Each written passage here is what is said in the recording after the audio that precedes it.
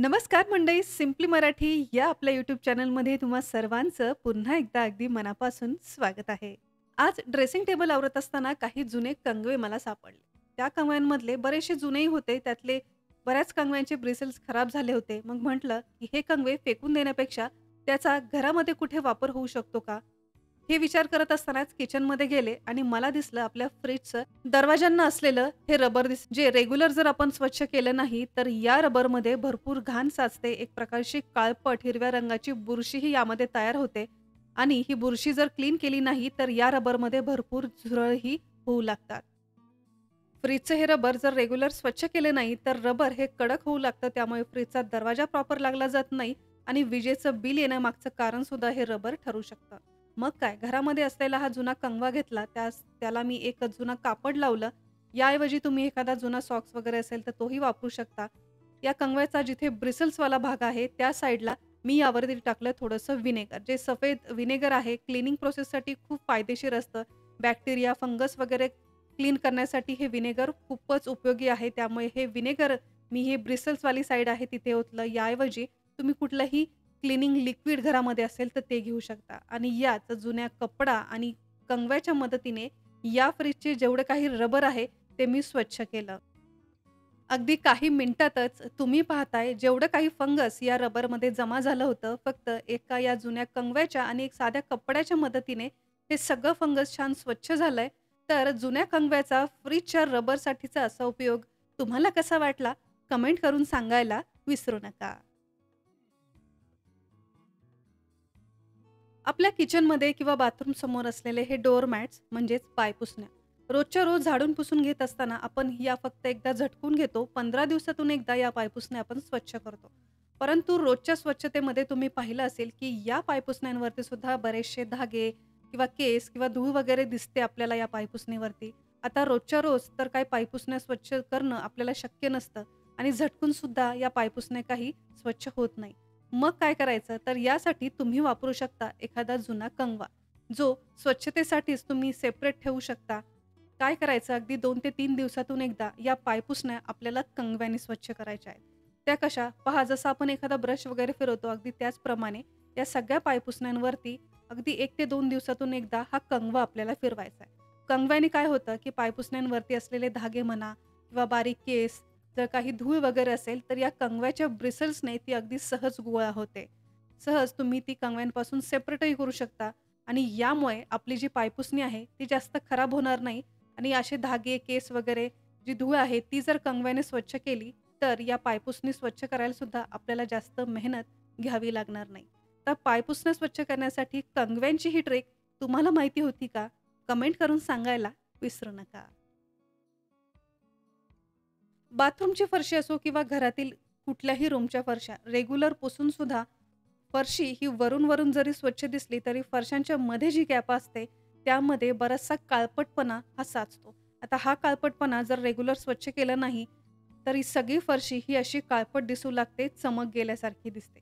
मग फरशीमधली ही गॅप स्वच्छ करण्यासाठी आपल्याला लागतो एखादा बारीक असा ब्रश, जो या फटींमध्ये जाऊन या फटी स्वच्छ सहज करू शकेल. आता याच फरशींची जी गॅप आहे, ती स्वच्छ करण्यासाठी मी इथे घेतला एक कंगवा आणि त्याला एक जुना सॉक्स लावून घेतला. आता हा सॉक्स निघू नये यासाठी वाटल्यास तुम्ही याला एखादा रबरही लावून घेऊ शकता. आता जिथे ब्रिसल्सवाली साईड आहे यावरती मी थोडंसं हार्पिक, कुठलंही टॉयलेट क्लीनर तुमच्याकडे असेल तर ते टॉयलेट क्लीनर जिथे ब्रिसल्सवाली साईड आहे त्यावरती आपल्याला असा पसरून घ्यायचा आहे आणि याच कंगव्याच्या मदतीने या फरशांमध्ये असलेली जी गॅप आहे ती अशी आपल्याला स्वच्छ करून घ्यायची. तर तुम्ही पाहाल अगदी काही सेकंदातच हा जो कंगवा आहे अगदी बारीक अशा ब्रशसारखं काम या गॅपमध्ये करणार आहे आणि यामध्ये आपण थोडंसं हार्पिक टाकलंय, त्यामुळे ही जी गॅप आहे ती सुद्धा सहज स्वच्छ होते. तर फरशीमधली ही काळपट झालेली गॅप स्वच्छ करण्यासाठी कंगवा आणि हार्पिकचा असा वापर तुम्हाला कसा वाटला? कमेंट करून नक्की सांगा. अशाच प्रकारे आपल्या किचनची एखादी भिंत असेल, किचन काउंटर असेल, रोजच्या रोज स्वयंपाकाच्या वेळेस तेलाचे, मसाल्याचे डाग वगैरे या भिंतींवरती पडतात आणि त्यामुळे आपली किचनची ही भिंत खूप तेलकट, चिकट होते. आता अशी ही भिंत किंवा किचन काउंटर स्वच्छ करणं आपल्याला नेहमीच खूप अवघड जातं आणि यासाठी आपण मार्केटमध्ये मिळणारे स्क्रबर्स किंवा ब्रशचा वापर करतो. पण याऐवजी अगदी छान कंगव्याचा आणि अशा एखाद्या मेटल स्क्रबरचा वापर करून या भिंती तुम्ही स्वच्छ करू शकता. पहा काय करायचंय, आपल्या घरामध्ये असलेली अशी एखादी मेटलची घासणी घ्यायची आहे. कंगव्याची जी ब्रिसल्सवाली साईड आहे त्यावरती ही घासणी आपल्याला लावून घ्यायची आणि याच्या मदतीने आणि कुठल्याही क्लीनरच्या मदतीने तुम्ही ही किचनची भिंत असेल, आपलं किचन काउंटर असेल, जे तेलकट चिकट झालेलं आहे, ते अगदी सहज सोप्या पद्धतीने स्वच्छ करू शकता. ही ट्रिक तुम्ही एकदा वापरून तर पहा. अगदी महागडे ब्रशसुद्धा तुम्ही विसराल. इतकी छान ही ट्रिक काम करते. जुन्या ब्रश आणि घासणीच्या मदतीने अशा तेलकट चिकट भिंती तुम्ही सहज स्वच्छही करू शकता. अगदी अशाच प्रकारे मिक्सरसुद्धा स्वच्छ करण्यासाठी जुन्या कंगव्याचा तुम्ही अगदी छान वापर करू शकता. पहा, मिक्सरमध्ये बऱ्याचशा अशा बारीक जागा असतात जिथे आपला हात पोहोचत नाही, स्क्रबर वगैरे पोहोचू शकत नाही. त्यामुळे अशा बारीक फटी स्वच्छ करणं आपल्याला नेहमीच अवघड जातं आणि अशा या जागा आपल्याकडून रेग्युलर काही स्वच्छ होत नाही. त्यामुळे अगदी आठवड्यातून एकदा का होईना अशा ज्या बारीक जागा आहेत बटनच्या आसपास किंवा अशा जाळ्यांच्या आसपास किंवा जिथे आपण मिक्सरचं भांडं लावतो त्या बारीक जागांमध्ये रेग्युलर स्वच्छता व्हावी यासाठी एक जुना असा पातळ असा कंगवा आपल्याला घ्यायचा, ज्याला तुम्ही एखादा जुना सॉक्स किंवा पातळ असा रुमाल लावून कुठलाही क्लीनर यावरती स्प्रे करू शकता. लक्षात ठेवायचं आहे, कुठल्याही विजेच्या उपकरणावरती डायरेक्टली स्प्रे आपल्याला करायचा नाही. जो कपडा आपण वापरणार आहोत त्यावरती हा स्प्रे करायचा आणि त्यानंतर ही विजेची उपकरणं आपल्याला स्वच्छ करायची आहे. तर पहा, एका कंगव्याला मी असा जुना सॉक्स लावलाय, त्यावरती एक क्लीनर स्प्रे केलं आणि या कंगव्याच्या मदतीने मिक्सरच्या त्या ज्या बारीक अशा जागा आहेत त्या अगदी सहज स्वच्छ होऊ लागलेल्या आहेत.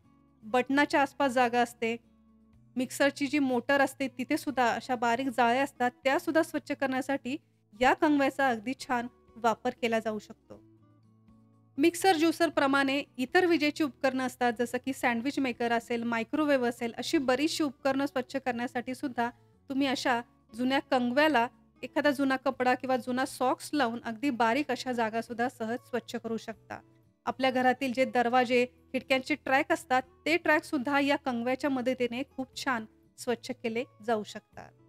तर मंडळी, घरातील अशा एका जुन्या कंगव्याचा वापर करून तुम्ही पाहिलं घरामधील बऱ्याचशा अशा गोष्टी आहेत ज्या तुम्ही सहज स्वच्छ करू शकता. तर जुन्या कंगव्याचा असा वापर तुम्हाला कसा वाटला कमेंट करून सांगायला विसरू नका.